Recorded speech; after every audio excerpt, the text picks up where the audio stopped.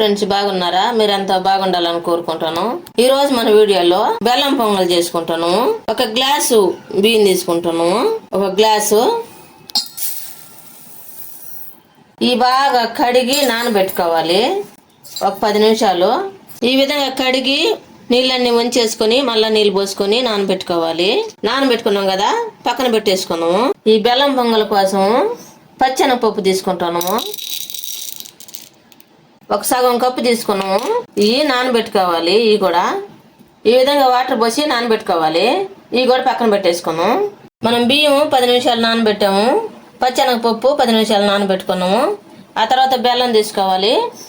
బెల్లము మనం బియ్యం ఒక గ్లాస్ తీసుకున్నాం కదా, ఒక అర గ్లాసు మనం బెల్లం తీసుకోవాలి. కానీ గడ్డగా ఉందనుకో, గడ్డగా ఉన్నప్పుడే ఈ విధంగా తురిమి వేసుకోవాలి.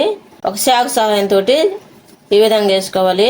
లేదంటే ఒక బండ తీసుకొని బాగా నలగొట్టేసుకోవాలి. సగం కప్పు కంటే కొంచెం ఎక్కువే తీసుకున్నాము. మీరు స్వీట్ ఎక్కువ తినేవాళ్ళు అయితే గ్లాస్ నిండా కూడా వేసేసుకోవచ్చు. ఇది తురుముకున్నాం కదా, పక్కన పెట్టేసుకున్నాం. ఈ బెల్లం పొంగల్ కోసం ముందుగా స్టవ్ వెలిగించుకొని ఒక బాండ్లు పెట్టుకోవాలి. బాండ్లు బాగా వేడైన తర్వాత 2 స్పూన్లు నెయ్యి వేసుకోవాలి. నెయ్యి బాగా వేడైన తర్వాత కొబ్బరి ముక్కలు వేసుకోవాలి, సన్నంగా తరిగి పెట్టుకొని. తర్వాత జీడిపప్పు వేసుకోవాలి. ఇవి బాగా వేపుకోవాలి.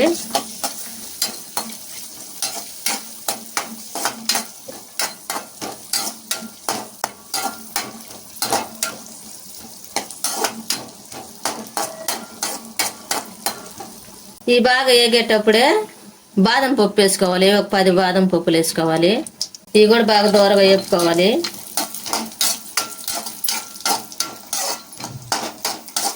ఈ విధంగా దోరగా వేగిన తర్వాత స్టవ్ ఆఫ్ వేసుకొని పక్కన పెట్టేసుకోవాలి.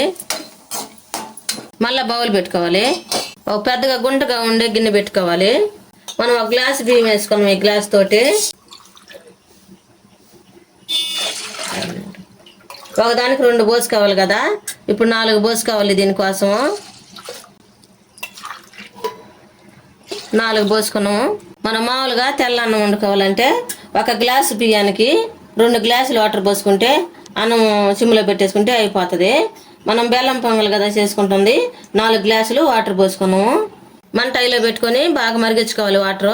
వాటర్ ఈ విధంగా తెరలేటప్పుడే మనం ముందుగా నానబెట్టుకున్నాం కదా బియ్యము, ఒక గ్లాస్ బియ్యము, ఆ బియ్యం వేసుకోవాలి. కడిగిన బియ్యము ఈ విధంగా ఉడికించుకోవాలి. ఉడుకుతా ఉంది, మూత పెట్టి ఉడికించుకుంటా ఉన్నాము. సగం వరకు ఉడికింది, ఇంకా ఉడకాలి. మూత పెట్టి ఉడికించుకున్నాం. ఈ విధంగా వాటర్ అన్ని ఇనికిపోయినాయి. అన్నం కూడా ఉడికింది బాగా. 4 గ్లాసులు పోసుకున్నాం కదా వాటర్, అందుకని బాగా ఉడికింది. ముందుగా మనం పచ్చెనగపప్పులా అది వేసుకోవాలి. కడిగి పెట్టుకున్న పచ్చెనగపప్పు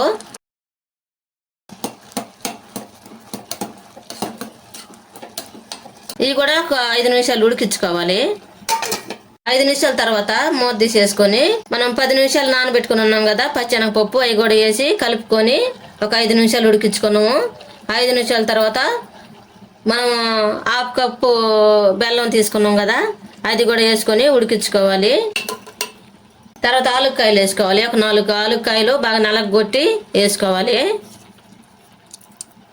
ఇది మొత్తం కలుపుకోవాలి. మీకు ఇష్టమైతే సగం బెల్లము సగం చక్కెర అయినా వేసుకోవచ్చు. నేనైతే అంత బెల్లం వేసేసుకున్నాను, ఆరోగ్యానికి మంచిది.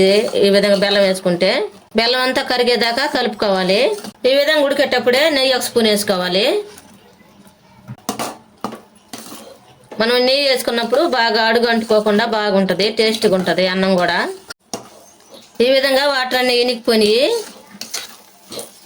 ఈ విధంగా కావాలి. ఇప్పుడు స్టవ్ ఆఫ్ వేసుకోవాలి.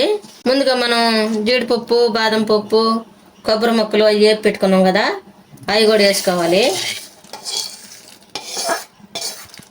కిందకు దించేసుకోవాలి. ఈ విధంగా వేపుకున్న పప్పులన్నీ పోసుకున్నాం కదా, అవన్నీ కలుపుకోవాలి.